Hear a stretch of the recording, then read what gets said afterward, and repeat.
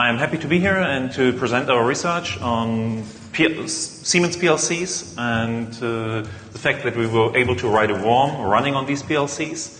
And, well, who are we? Who are we?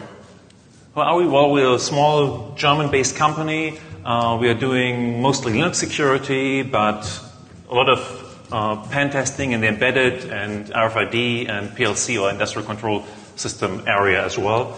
And Maik here is doing mostly the PLC or industrial control system research at my company. And we would like to present you now, as I said, our current research on PLCs. So at the end, that's why we brought this light show with us. Actually, we were quite happy that we got it twice through security and customs at 2 airports and weren't picked out and questioned on these funny systems.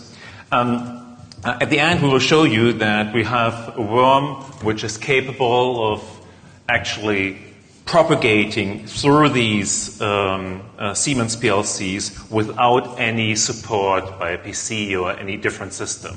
So it's a worm which is only running on the PLC. We will infect the first one, and then this PLC will start infecting the rest of the PLCs in this little plant we've got here. And to take the takeaway away already at the beginning, the idea behind this is that the PLCs are not the target of the attack at the end, but the PLCs might even be the source of the attack. So imagine a PLC which comes infected, a machine which is controlled by a PLC and which was infected either by the vendor or maybe on the way to your plant, and you install this machine in your plant.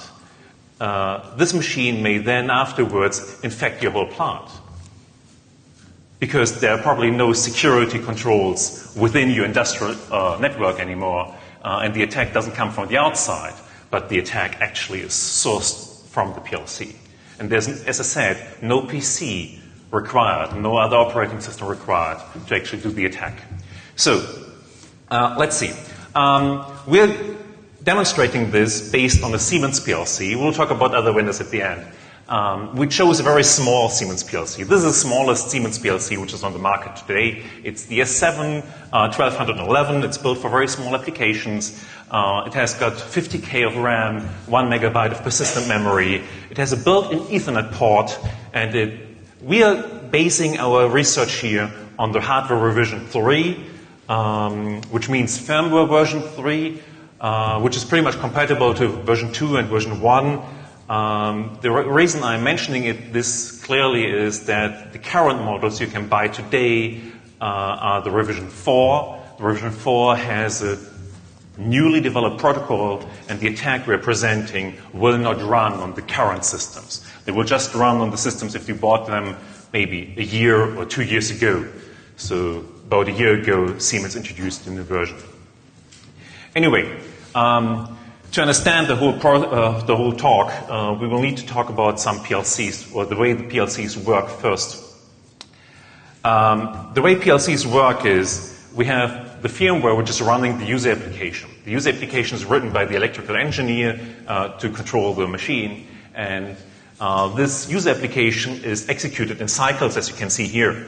At the beginning of each cycle, the firmware will copy the current state of the physical inputs and outputs, which are here controlling the lights, into a so-called process image, and then it will execute one cycle of the user application, and at the end there will be some additional work done, maybe some communication work, and then we will reduce the cycle. So the user application is, as I said, executed in cycles, and it may not violate the so-called maximum cycle time, which in case of this PLC is 150 milliseconds. So whenever the worm is executed, it may never use more than 150 milliseconds. If you want to program such a thing, PLCs are programmed a little bit different than normal user applications running on desktop PCs and stuff like that. Each vendor usually has its own terms, but they are mostly similar. In Siemens speak, what you do is you write your code in so-called blocks. There is an organization block. The organization block is similar maybe to the main function in C. It's the main entry into the program, to the user application. Then there are function blocks and functions, which are quite similar to functions in any other programming language. The main difference is that a function block may store local variables, which are again available within the next cycle, while a function doesn't have such access to memory, and it cannot store permanently any values. Then there are the system function and system function blocks. Those are the functions which are made available by the vendor, in this case Siemens. And then there are data blocks. Data blocks just store data, any kind of data, booleans, integers, strings, or just data blobs, binary large objects.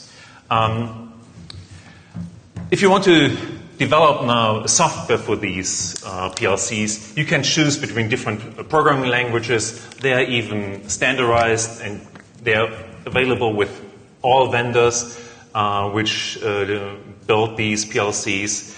So you can use graphical languages like these ladder diagrams, but you can even use just classic language or classic programming language, which is called structured text, which is similar to Pascal, and that's what we used to implement the worm.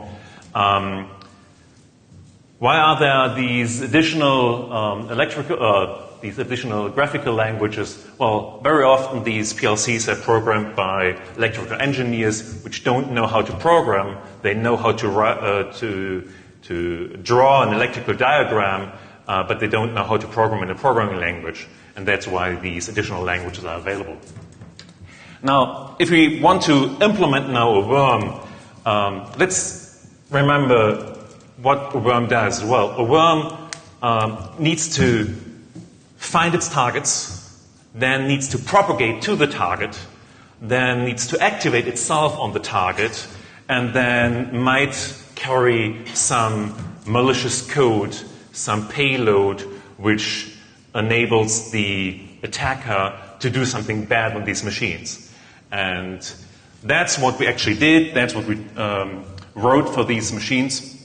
And to give you the technical details on how this actually worked and what we did to do that, I will pass over now to Maik. As I said, Maik did most of this, the analysis of these machines, the analysis of the protocol, and he will give you now the details on how the protocol works. Okay, thank you, Ralf.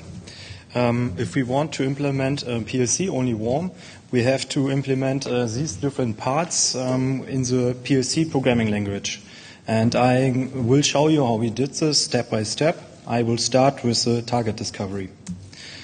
If you want to find targets on your network, the first thing you need is a characteristic that allows you to identify your targets. All Siemens S7 PLCs have an open TCP port 102. And the user cannot close this port, so it's most likely that you found a Siemens PLC if you see an open TCP port 102 on your network. So the basic idea we had was to implement a port scanner in the PLC programming language. There are two function blocks that helped us with this task. The first is called tcon. It's open a new TCP connection, and tdiscon it closes a new TCP connection. On this slide, we can see the call of the tcon function here. The most important parameters that are passed to this function are the IP address of your target and the port, in our case 102. If we call this function, the firmware will start to process the connection setup in background. And in the next cycle, we come back to this part of the code and call the function again. And this time we can see if the connection was successful or not. If the connection was successful, we found a new Siemens PLC and continue with the infection. If not, we have a little problem because the function does not implement a timeout. That means we need to do it by ourselves. So we have a counter which is incremented every cycle, and if we hit an upper limit, we say, okay, there is no PLC behind this IP address, and we try the next one. Before we do this, we need to call the tdiscom block. It will stop the firmware to try to the IP address, and then we increment the last byte of our 4-byte IP address. So we scan a /24 subnet for the open port 102. Okay, that is the target discovery. The next thing is the carrier. If we want to implement the carrier, our basic idea was to make the PLC behave like the TIA portal, which is the engineering software used by Siemens. Normally, the program is transferred over TCP. So we thought we can implement this protocol in the PLC language with the help of the two functions, tsend and treceive, which allow you to send any TCP data. Okay, the hard part in this step is to understand how the protocol that is used for program transfer is working. We can see it is transported over TCP/IP. Then there are two more transport protocols which are not covered in this talk. And on the top, we can see the interesting protocol. It is called S7-1200, which allows us to transfer the user program. It's a binary protocol, it's proprietary, and there are huge differences between the old S7 protocol and this new one, which was introduced with the new PLCs. Okay, what we can see on this slide is the first message that is sent from the TIA portal to the PLC if it wants to establish a new connection. Like every message, this message follows a basic layout. We can see every frame starts with the byte 72, and then there's a version field following. There's a length field which tells us how many data is transmitted, and a type field which tells us something about the intention of the message, for example, error or response or request. There's a reserved field, there's a subtype which tells us more about the intention of the message, and there's a sequence number. In the end, there's a frame end delimiter which tells us that the frame ends here. If the delimiter is missing, the frame is continued in the next network packet. Okay, then there are a lot of more bytes between the message head and the frame end delimiter, and as we started our analysis, we had some problems to find any structure in the bytes between. But then we saw that there are a lot of A3 bytes, and we found out that the A3 byte introduces a so-called attribute block. The values that are actually transferred with this protocol are structured in these blocks. Like the messages, each block has a basic layout.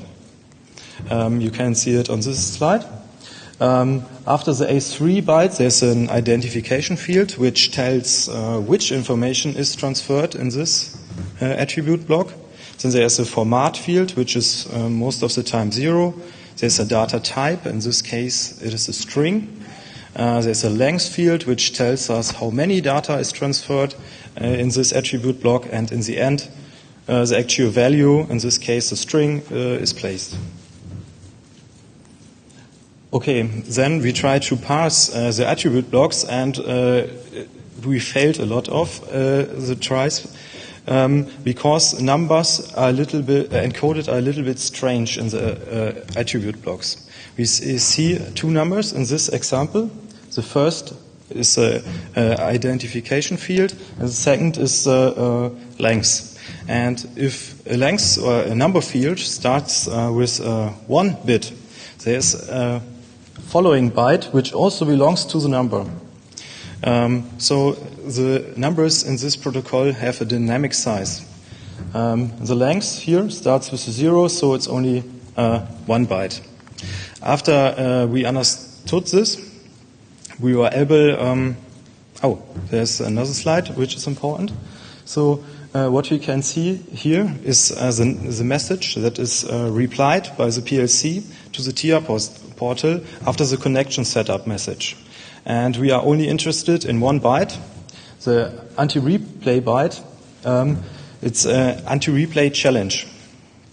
And what you need to know is that you need to record this byte and flip the first bit of this byte and put the result in all your messages you are going to send to the PLC. So it's an anti-replay protection. So the result here in this example is A2, and to complete this connection setup, we send another message and we place this byte here. Okay, there's another interesting message, the program transfer message. It is used for download new programs to the PLC. The message head is the same like we saw already. And there are two new fields that are interesting. The first is the block type. As we already mentioned, there are different blocks, for example, OB or function block, or there are some more. And here's the block number. The block number is the slot where the block is stored on the PLC. So in this case 1, it is placed on the slot 1. Then there are a lot of attribute blocks in this message. For example, the modification time, the source code is stored on the PLC, the bytecode that is actually executed by the PLC is stored on the PLC. There are a lot of more informations, and some of them are used by the TIA portal in case that it wants to recover the program out of the PLC. And some only used by the PLC, for example, the bytecode. Okay, then we found some interesting security flaws which are interesting if you want to implement malware for PLCs. So the first problem is that some data is used twice. As I mentioned here is the block number. The block number is transferred in the message head, but it's also transferred here as attribute block. And now the question is, which of these values is used by Siemens? And the answer is both. The first is used by the PLC, and the second value is used by the TIA portal. Now, consider the following situation. You choose a free slot here. For example, let's say 999, which is mostly free. And here, at this value, you choose an already existing number, for example, 1, which is most of the time in use. So what will happen if you download this message? The PLC will check and see, okay, it's a free slot. I place it in my free slot. And the execution of this block will start. If later an engineer wants to check the program, he will use the TIA portal, and the TIA portal will download all blocks that are stored on the PLC.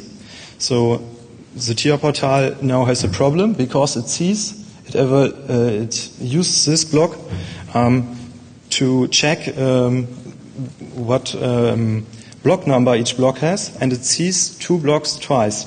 And this problem is solved by the TIA portal in just displaying 1 block. So this allows us to hide parts of our user program from the TIA portal and from the engineer. Okay, but it's not working with data blocks. There's another problem that some information are stored twice. The first is that the source code is stored on the PLC, and the bytecode is also stored on the PLC.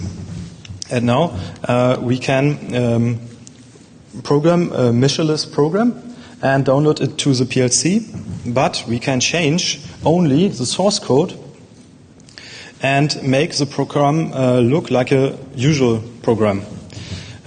So this allows us again to hide some of our code from the TIA portal and the engineer. Yes. There's another interesting thing. The blocks that are only used by the TIA portal can be left out at all. So there's no need to chip the worm source, and it helps us to reduce the whole amount of data that needs to be transferred. Then we implement everything using the TIA portal. We implement the connection setup, we implement the anti-replay protection, and create empty data blocks for the messages that are used by the worm to propagate itself. The question is how this empty message blocks filled. We download the worm application with the help of the TIA portal and record these messages. Then we place the recorded messages in the data blocks. In the end, we can upload everything with our own tool and infect the first PLC. Okay, the carrier is done. Now we need to start the code that we transferred to the PLC. And this part is very easy. Like we mentioned before, the OB block is similar to the main function in C. In Siemens PLCs, there is a possibility that there is more than one main function. So you just need to download your worm as an OB, and the PLC will start the execution. And the original user program is untouched, so we only add a new main function, and this is executed. So this part is very easy. Activation function is built in. In the end, we can implement some payloads. So you are part of the user program. You can do a lot of things. For example, you can stop the whole execution of the user program, or you can manipulate the outputs. You have the TCP functions, which allow you to implement a command and control server or some proxy functions. We have implemented all the different parts, and now we are going to show you that everything is working. I will infect the first PLC with my laptop, and after that I will plug off my laptop, and the worm will spread in the industrial network. After that, I will plug in my laptop again, and we will see that the worm tries to connect to my laptop, where is a command and control server running. Okay.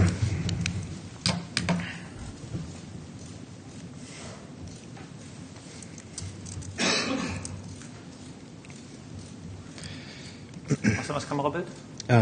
Ach klar, warte. Das Kamerabild. Na.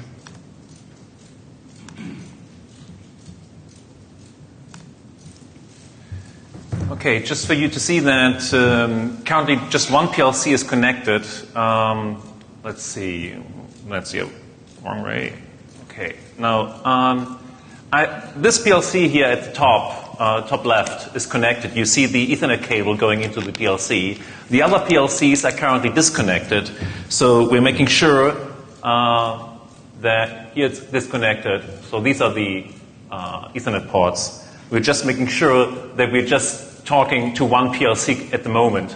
We will later on disconnect the laptop, and then we'll connect the first PLC to the network again, and we'll see the worm spread. Then we will disconnect the original infected PLC so that you can actually see that the worm then actually can propagate from the second PLC to the third and fourth PLC.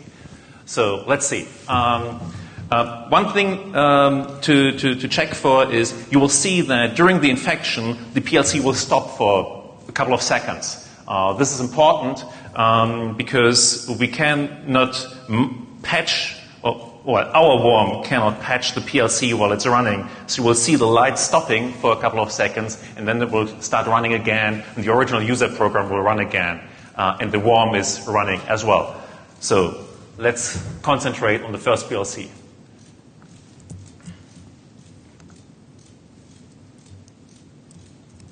Machst du das Bild noch gleichzeitig? Ja.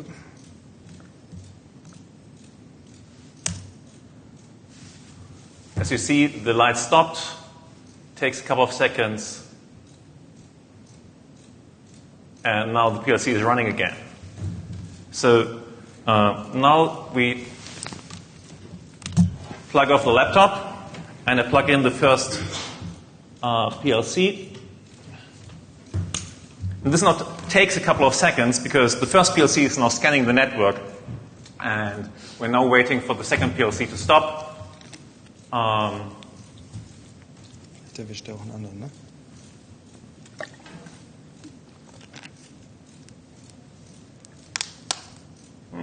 Maybe it will catch the other ones first. There it is. Takes a couple of seconds. And now the second PLC is running again. So I removed the first PLC. So the PLC we infected first. So now it's the worm that propagated to the second PLC. And we will plug in a third and a fourth. The fourth already stopped. So it was found first. The fourth is running again now. And now we're just waiting for the third one at the bottom left.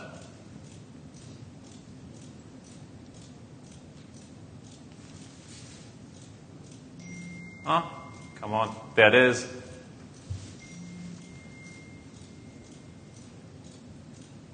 And it's running again as well. So I plug in the first one again, and now we're looking at the command and control server.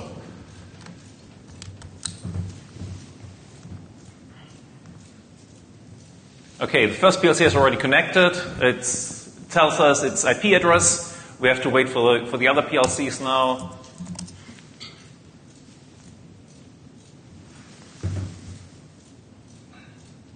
Oh, that was the message we saw there is a message from the infection. So currently nothing is connected apparently. Oh, so it's a problem. No, you don't have my the IP setup, address I think. Okay. Yeah, IP address is gone.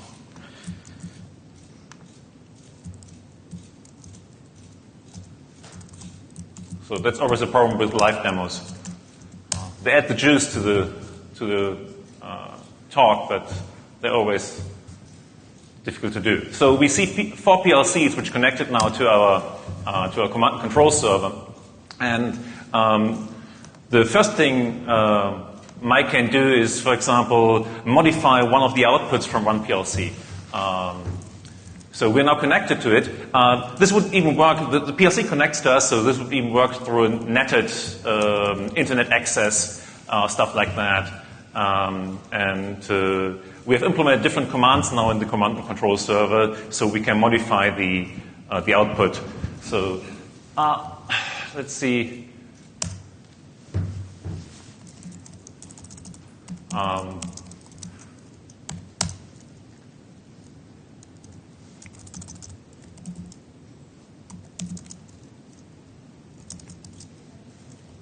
So we can do anything to any output, as you can see. You stopped the PLC as well? The user program? Or? No, it's not stopped. Okay. Well, can you get the light show running again? Yeah.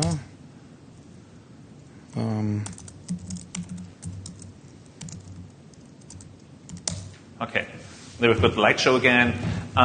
Something else we implemented, and this was an idea we got from Black Hat last year in Las Vegas. They implemented a proxy. So we can even use the PLC now as a bridgehead into the industrial plant because it connects to ourselves.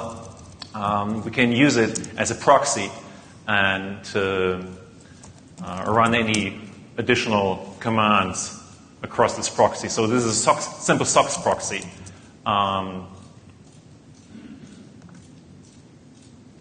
And you can use something like proxy chains, for example, to do an nmap through this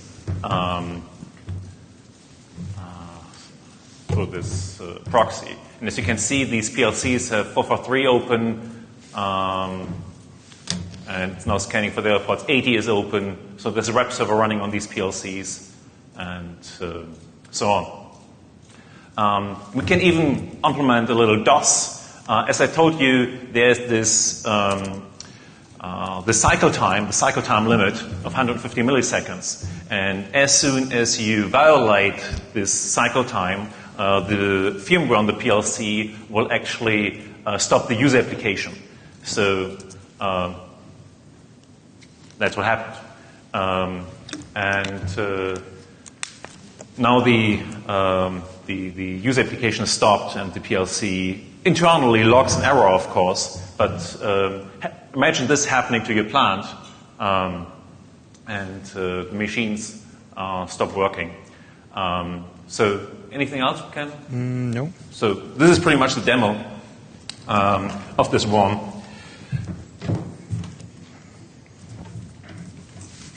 Okay, back to the slides. Now we can have a look on how the worm influenced the PLC. What we have seen was that the execution of the user program was stopped for 10 seconds. It generates a log entry, so you are able to see that there's something strange happening in your network if you check your logs, or maybe you see it directly because every machine which is controlled by a PLC stops for 10 seconds. Okay, as we already mentioned, you can improve this by patch the OB1, for example, online without stopping it. But the worm will get more complex, so we just did not implement this. The worm uses memory, about 38 kilobyte of RAM and about 220 kilobyte of persistent memory. The worm is small enough to fit in all different S7-1200 models. The cycle time is important. We cannot execute our worm longer than 150 milliseconds because the PLC will go into error mode if we do this. So we measured the maximum time during an infection, the maximum cycle time, and we have seen the maximum time of 7 milliseconds, which matches our exception because most of the time we execute communication functions which run in background and processed by the firmware. Then the next question is how you can remove the worm. You have the possibility to do a factory reset. This will delete the whole user program, including the PLC worm, or you just override the worm OB with your OB, so the execution will stop. The TIA portal will recognize the worm. We can see this on this screenshot. Here in the left corner, we can see the user program which was transferred by an engineer to this PLC, and everything here is green, which means, okay, that is exactly the same program you downloaded to the PLC. And here in the bottom corner, we can see here's a different color. That means that are new blocks. And if an engineer looks at the PLC, we'll see, okay, there's new software. What is that? And maybe he will start to analyze the PLC in more detail. But we can manipulate some attribute blocks in a way that the TIA portal will crash before it actually allows you to analyze the software which is stored on the PLC. Yes, and now I will hand over to Ralf again. Okay, well, so we've seen that this worm is actually capable of infecting an industrial plant all by itself. We don't need any additional PC or any additional support anymore. So as I said in the beginning, the attack, the PLC is not the target of the attack, but it might always also be the source of the attack. So the attack is actually coming from the PLC. It attacks other PLCs without any additional help from the outside. One more thing, maybe to the work Maik just presented. Maik pretty much did all this analysis on himself using Wireshark and TCP dump, because not that much was known about this new S7 Plus protocol Maik told you about. Funnily, another researcher from a totally different background actually analyzed the protocol as well, and there is now a Wireshark dissector for that too. So if you're interested in this protocol, if you have got such a PLC, you can use now Wireshark. You have to install an additional Wireshark dissector, and it pretty much gives you all the information that Maik found out the hard way. If we had known about that work at that time, it would have helped us a lot, I guess. Anyway, now how do we protect our PLCs from such attacks? That's very interesting as well. And Siemens has 3 different types of protections which are available for these models. They are called Knowhow Protection, Copy Protection, and Access Protection. And we looked at those as well. And this is the first time that we actually talk about vulnerabilities we found there, because Siemens closed them about a week or 2 ago. At least they released an advisory on that a week or 2 ago. They closed them earlier. First, the Knowhow Protection. What is the idea behind the Knowhow Protection? The idea behind the Knowhow Protection is that if you actually develop some code for a PLC and you build machines which are controlled by this code, you don't want the other vendors on the market to copy that code, to be able to look at that code. You want to protect your property, your IP. So the idea behind it is that you choose a password, and then using this password, the source code on the PLC is encrypted. So even if you use a TR porter to retrieve the source code, as Maik told you, the source code is stored on the PLC as well for later retrieval, then this source code is encrypted, and you can only decrypt it if you know the current password. This is actually flawed on this system, on the version 3, hardware revision 3, 2, and 1, for 2 reasons. First of all, the bytecode is not encrypted. And during his work, Maik even wrote a disassembler for the bytecode, which is not the topic of this talk today, but he is able to actually reconstruct the original code just based on the bytecode. But it's flawed for a second reason as well. The Knowhow Protection is stored in the attribute block, as we saw before, and there's this enable flag. And Maik, during his research, Maik wrote tools to talk to the PLCs and to send and retrieve attribute blocks as well. And for one reason or the other, I don't know why, the attribute block on the PLC is not write protected. So what Maik can do with his tools is he can retrieve this attribute block and can just flip the enable flag and write it back. And then the TR portal will see this attribute block, but it's not enabled, and will happily download the source code. Well, the source code is still encrypted, so you still cannot read it, but at least you can use it. You can access it. So we looked further into this idea and into the Knowhow Protection, and looked at how the key is actually generated. And funnily, the key is just based on the password. So there's nothing else than the password which is used. And actually not the password itself, but the secure hash of the password, which is stored in clear text in the attribute block. So if you can retrieve this attribute block, you've got the hash of the password. You don't need to decrypt this hash. You just use this hash using this formula, and you have the key to decrypt the source code. So you have everything at your fingertips to decrypt the source code, to retrieve and to decrypt the source code. This is fixed in firmware version 4, hardware version 4, and this is a Siemens security advisory from last week or 2 weeks ago, in which they actually admitted the fact and told the community that you need to use hardware revision 4 and firmware revision 4 to actually be protected from this attack.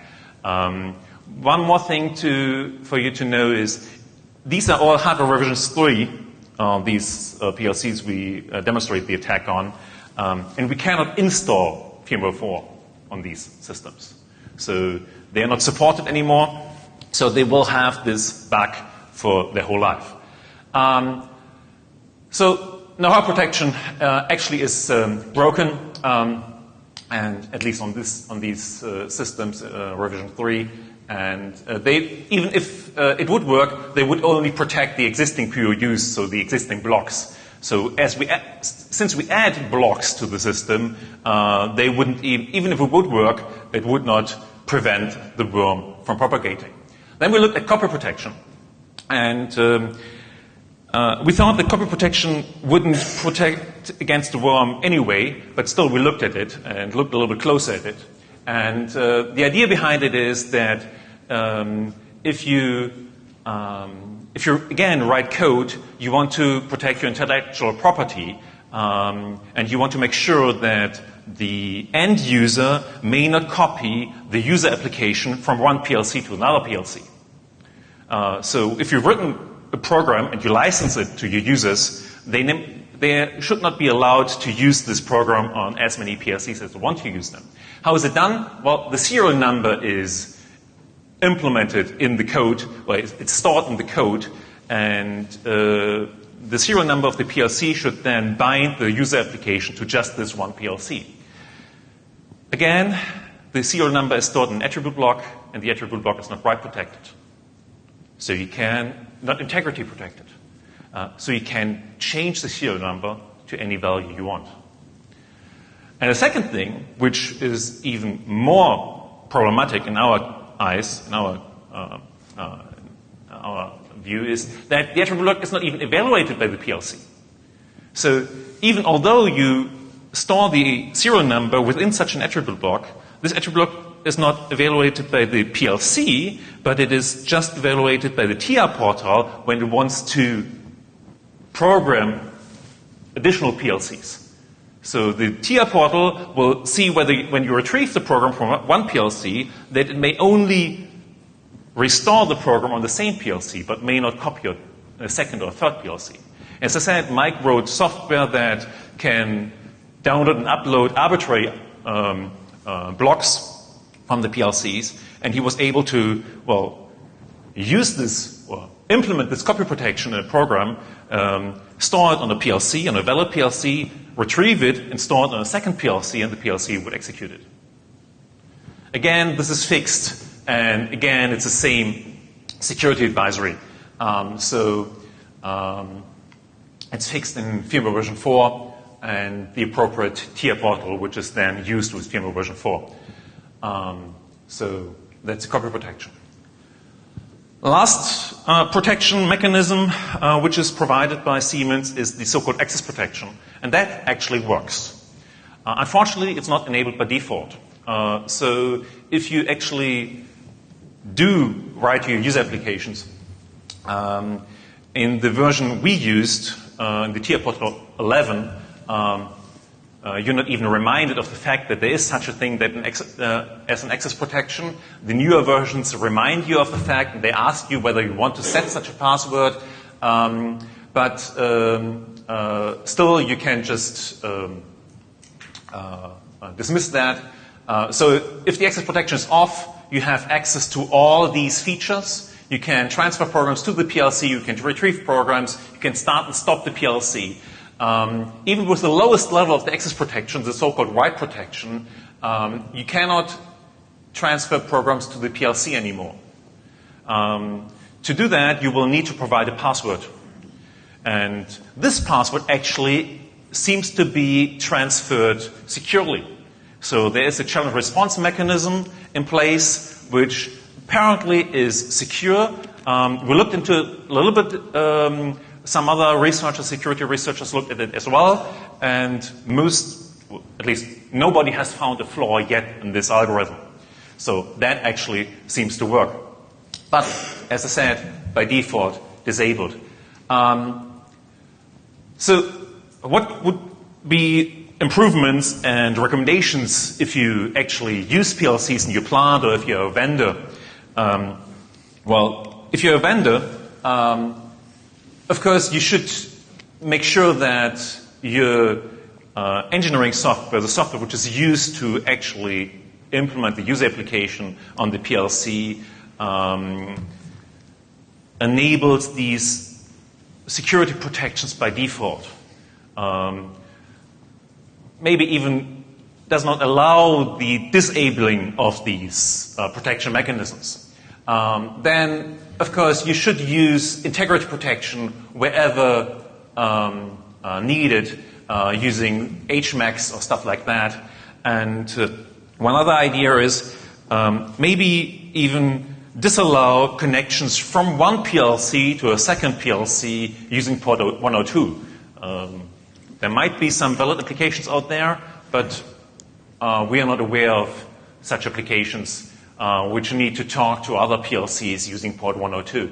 At least not on these very small, very simple PLCs. Maybe you could make that configurable information which is by default disallow or disabled and would have to be enabled if your application actually needs that. In case you're a user, well, enable the access protection if it's not by default, and maybe implement firewall rules. These PLCs actually scan the network, and these PLCs connected to the outside. They're connected to our command and control server. And that's something PLCs usually don't do. Currently, there are even a couple of vendors on the market which sell you intrusion detection systems for these PLCs, which use some kind of machine learning to actually analyze the network traffic in your industrial plant and actually do an anomaly-based intrusion detection, something that I think doesn't work in normal user LANs, user local area networks, but which works very well in industrial plants because, as we saw, the user applications are executed in cycles. So it's very repetitive network traffic you see usually. And if suddenly a PLC starts scanning, that's something that should be picked up by these intrusion detection systems. So those are very valid as well, at least for industrial plants, those anomaly-based intrusion detection systems. Okay. Then we thought, what about other vendors? Is this a Siemens-only problem? We didn't actually implement it, but we just looked at other vendors and looked at the fact whether other vendors might be susceptible to this attack as well. What did we need actually to implement the worm? Well, we needed an Ethernet connection. Many vendors now implement Ethernet built in. We needed the fact that the program transfer to the PLC is actually implemented in TCP. So you don't use a USB port or some other proprietary protocol to transfer the program to the PLC. And then within the programming language of the PLC, we needed these TCP functions to be able to initiate new TCP connections. So we took just a look at the current leading vendors. And if you're a vendor and you're not on this list, I'm sorry. So we just took an arbitrary group of leading vendors, Siemens, Mitsubishi, Schneider, and Rockwell Automation. And those models they currently sell. And first we looked at all TCP vendors which have industrial Ethernet connections, industrial Ethernet connectors, and where the program transfer actually is implemented using either TCP or UDP protocols. All vendors are affected actually. The only model that doesn't have industrial Ethernet is this Modicon Easy by Schneider, which is, well, a very, very, very small model. Then we look at those models which actually support TCP IP functions. And as you can see, Siemens, yes, but Mitsubishi as well, Rockwell Automation as well. The only one that doesn't have, or where we didn't find such functions is Mitsubishi, which, Schneider, which doesn't mean that it's not possible actually to do that there, but maybe we just didn't find the correct functions. Other than that, theoretically, all these models are susceptible to the same attack if you don't implement the appropriate security countermeasures. Of course, some of these probably are secure or are very, very much harder to attack than the attack we showed you, like the current S7-1200, for example, from Siemens. This one uses a very new protocol, which is now implemented in the version 4 of the 1200 model as well, and they use much better integrity checking and authentication and even encryption within the protocol. It has been totally revised. So we're currently looking into that, but currently we're not able to replicate this attack on these machines, and we don't know whether it is possible to do that. Okay, for the takeaway message, essentially, be reminded of the fact that these PLCs actually are just PCs. And of course, they have the same vulnerabilities a normal PC has got. Maybe even worse than that, because usually most of these PLCs don't have any built-in security countermeasures. So there's mostly no firewall on these PLCs. They don't require passwords for accessing the PLC. Think about a Telnet server not requiring a password for root access. That's what many of these PLCs are like, especially the older ones. If you look at the most current systems, they are much better. But then again, be reminded of the fact that the life cycle of these machines is often 15 to 30 years. So you buy some kind of machine today which is controlled by such a PLC.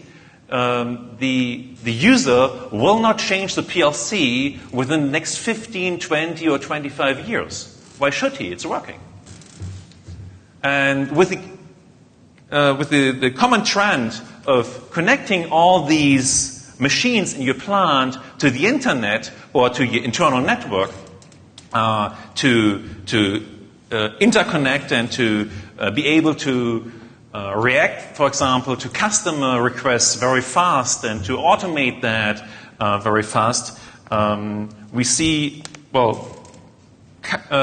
kind of threat coming from these PLCs, because, as I said, they are not just the target of the attack, but in this case, they're even the source of the attack. And as Maik demonstrated, it's very hard for you to verify the code on these systems. Let's imagine that the original user application already has got this copy protection, Knowhow Protection turned on. Maik would make sure that his worm would turn on the Knowhow Protection, copy protection as well. Then you've got the TIA portal, and you want to connect to that system, and you want to retrieve the code. You cannot. There's nothing like a virus scan for PLC code. There's no way to actually verify the integrity of the code running on the PLC. And that's something that has to be tackled by the security vendors as well, not just the vendors of the PLCs. So that's my takeaway, or our takeaway for you from this talk. And that's the end, and we're open for questions.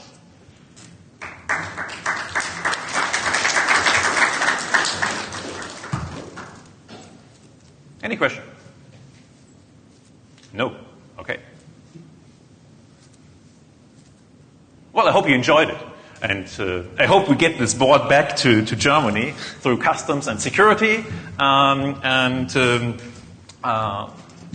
If you have any further questions you want to talk about here in public, we're available today and tomorrow and later at the reception. Well, if not, thank you.